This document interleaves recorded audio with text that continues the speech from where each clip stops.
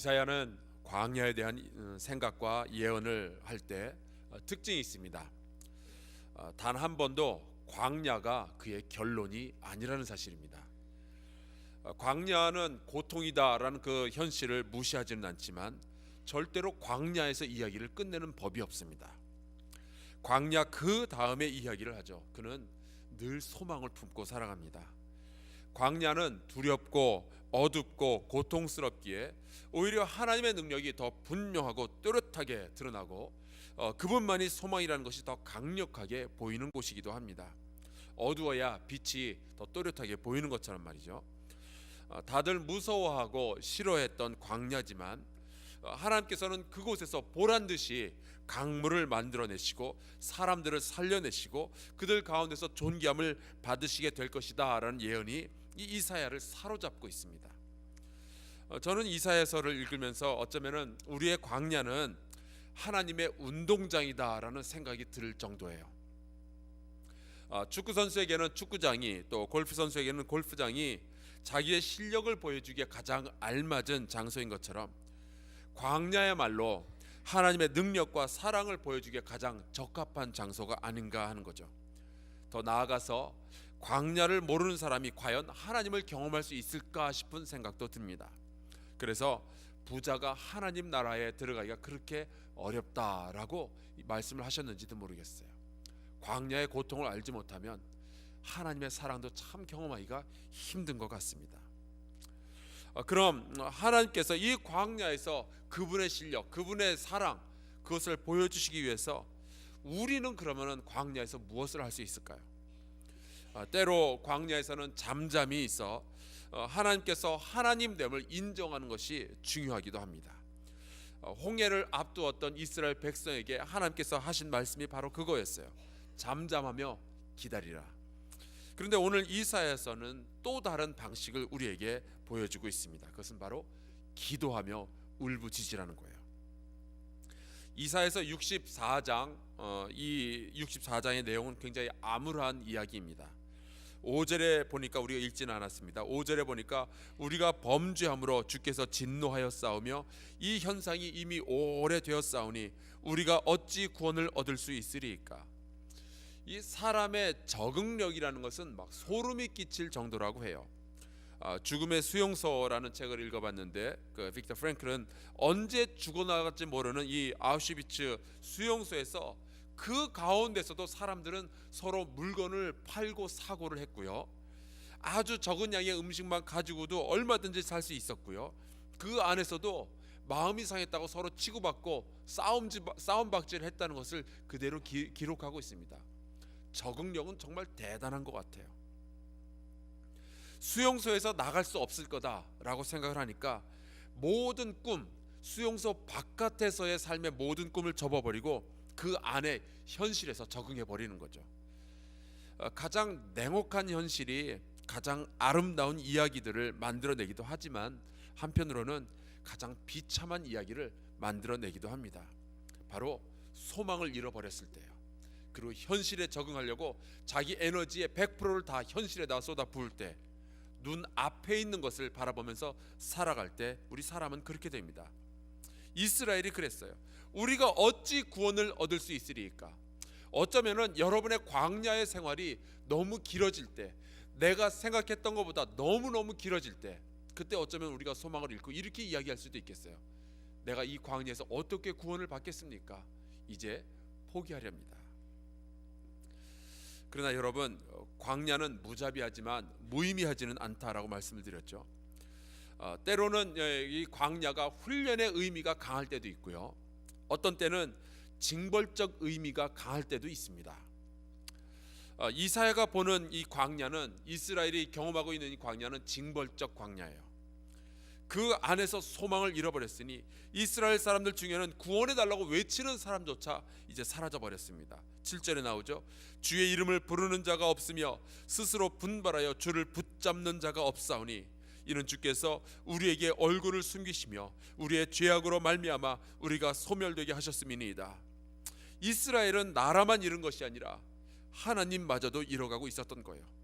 스스로 분발하여 주를 붙잡는 자가 사라져가고 있었던 거예요. 여기에 이사야가 스스로 분발하여 주를 붙잡는 자가 됩니다. 여기 앉아 계신 우리 사랑하는 성도 여러분 모두가 스스로 분발하여 주님을 붙잡는 자 되시기를 주의 이름으로 축원합니다. 이사야가 말해요. 그러나 여호와여, 우리의 죄가 크긴 하지만 그러나 여호와여, 그리고 그 다음에 나오는 말들을 모두 요약을 한다면은 주의 은혜는 우리의 죄보다 강력하시지 않습니까? 하는 이야기예요. 은혜의 높이는 죄의 깊이보다 항상 깊죠. 그래서 우리의 죄도요 하나님 앞에 가면은 맥을 출 수가 없습니다. 내가 지금 걷고 있는 이 광야가 징벌적 광야라서 내 잘못으로 시작된 거라면은 방법이 없는 게 아니에요. 방법이 여전히 있습니다. 용서받으면 돼요. 그래서 이사야 선지자는 민족의 용서를 위해서 주님을 붙잡는 자가 됩니다. 나의 가족과 나의 나라가 광야의 한 복판에 섰을 때 우리 모든 믿는 자들에게는 이러한 책임이 있는 거예요. 스스로 분발하여 하나님을 붙잡는 자가 되어야 할 책임이 있습니다. 오늘 우리가 읽은 이 본문의 말씀은 이사야가 민족의 삶이 회복되길 기대하면서 기도하는 그런 내용이에요. 주는 우리 아버지시니이다. 우리는 진을 기어 주는 토기장이시니 우리는 다 주의 손으로 지으신 것이니이다. 모든 기도의 기본은 하나님과 우리의 관계를 분명하게 고백하는 것에서 시작이 됩니다. 자칫 잘못하면요 소원을 말하는 내가 마치 하나님을 부리는 주인처럼 행동할 때가 있어요. 내가 귀찮은 거를 하나님한테 시키는 거예요. 이것도 해주시고 저것도 해주시고, 말은 존댓말을 쓰고 주 여호와여라고 이야기는 하지만 갑이 을에게 대하듯이 하나님께서 나 대신 하셔야 될 일들을 쫙 늘어놓는 거예요. 이사야는 그렇게 하지 않습니다. 우리는 진흙, 하나님은 토기장이, 우리는 창조물, 하나님은 창조주, 분명하게 선을 긋고 기도를 시작을 하고 있어요.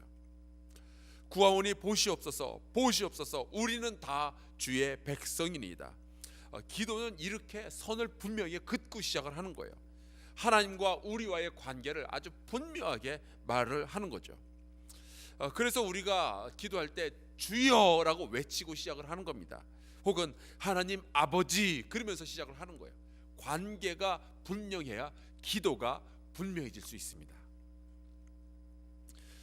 저희 아버지 같은 경우에도 저희 아버지는 이제 북한이 고향이시라 아버지 그러지 않죠. 아바지 그러면서 기도를 하십니다. 관계예요. 우리의 인생 가운데 가장 중요한 고백이 그겁니다.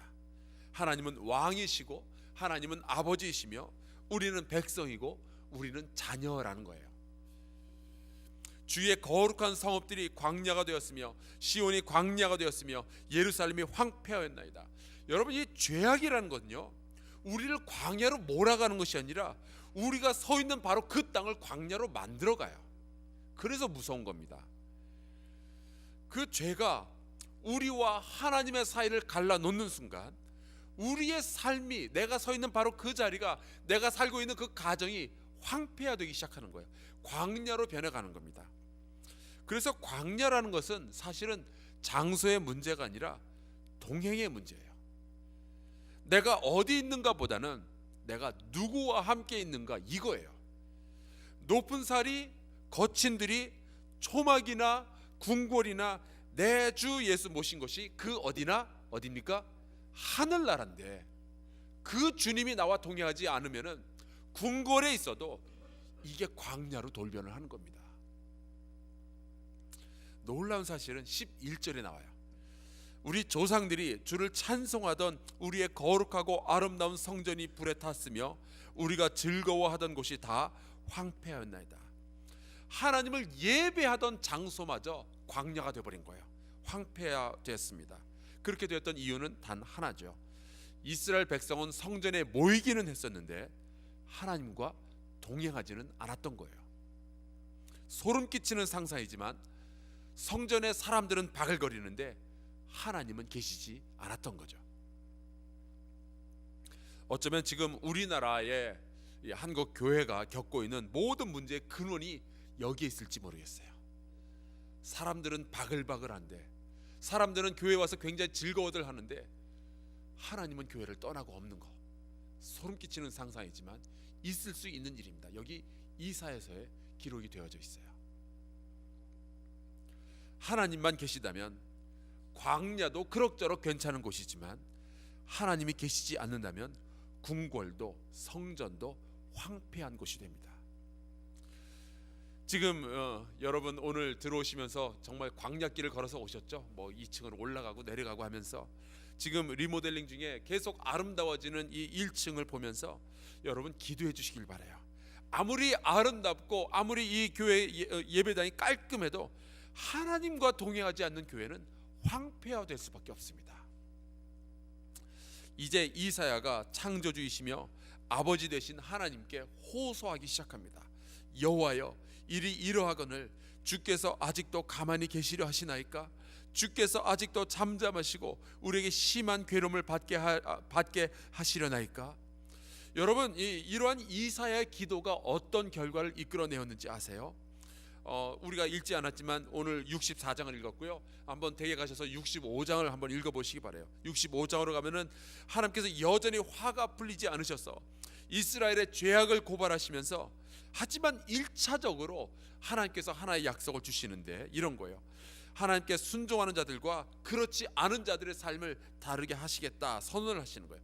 나의 종들은 마음이 즐거움으로 노래할 것이로되 너희는 마음이 슬픔으로 울며 심령이 상함으로 통곡할 것이며, 광야의 한 복판에서도 여전히 하나님을 따르며 하나님께 순종하는 자들은, 하나님의 종들은 분명히 다른 인생을 살 수 있게 하겠다라고 하나님께서 말씀을 하시는 거예요. 결국 광야의 문제는 관계의 문제였던 거죠. 이스라엘이 광야에서 고통당했던 이유는 하나님과의 관계가 무너졌기 때문이었습니다. 하지만 그럼에도 불구하고 광야 속에서 하나님과의 관계가 회복된 자들은 그 광야 한 복판에서 즐거움으로 노래하게 만들겠다라는 것이 하나님의 약속으로 나와 있습니다. 이걸 기대하면서 우리가 기도하기 시작하는 거예요. 그런데 하나님께서는 감사하게도 거기서 멈추시질 않습니다. 이사의 기도에 이렇게 응답하시는데 65장 17절에 나와 있어요. 보라, 내가 새 하늘과 새 땅을 창조하나니 이전 것은 기억되거나 마음에 생각나지 아니할 것이라. 이 광야, 워낙에 가나안 땅, 풍요의 땅이 광야로 변했었는데 이제 이 광야를 다시 새롭게 창조하시겠다라는 말씀이죠. 우리 모든 민족, 이스라엘 민족의 죄악을 용서하시고 그들의 죄를 기억하지 아니하시고 이제 새로운 세계를 시작하시겠다, 하나님의 나라를 시작하시겠다 하는 말씀입니다. 오늘 광야의 길을 걸어가고 있는 여러분과 저에게 들려지는 말씀이죠. 너희의 죄 때문에 징벌적 광야가 있을지는 모르겠으나 이제 이전 것은 기억되지 아니할 것이라. 내가 새 하늘과 새 땅을 창조하여 너희에게 주겠으니 그 안에서 즐거워하고 기뻐하라. 하나님께서 말씀을 하시는 겁니다. 우리의 삶과 우리의 가정과 우리의 교회와 우리의 나라에 새 하늘과 새 땅을 창조하실 하나님을 기대하며 이사야와 같이 기도하는 우리 모두가 될 수 있기를 주의 이름으로 축원합니다. 분발하여 하나님을 붙잡는 자 되시기를 주의 이름으로 축원합니다. 우리 함께 주기도문 하며 예배 마치겠습니다. 하늘에 계신 우리 아버지여, 이름이 거룩히 여김을 받으시오며 나라가 임하시오며 뜻이 하늘에서 이루어진 것 같이 땅에서도 이루어지이다. 오늘 우리에게 일용할 양식을 주시옵고 우리가 우리에게 죄 지은 자를 사하여 준 것 같이 우리 죄를 사하여 주시옵고 우리를 시험에 들게 하지 마시옵고 다만 악에서 구하시옵소서. 나라와 권세와 영광이 아버지께 영원히 있사옵나이다. 아멘. 우리 이 시간에 같이 기도할 때요, 분발하여 주님을 붙잡는 자 됩시다. 우리의 가정을 위해서, 우리의 교회를 위해서, 우리의 나라를 위해서 주여 새로운 창조를 일으켜 주시옵소서. 우리 주여 한번 크게 외치고 통성으로 기도하며 나아갑시다. 주여!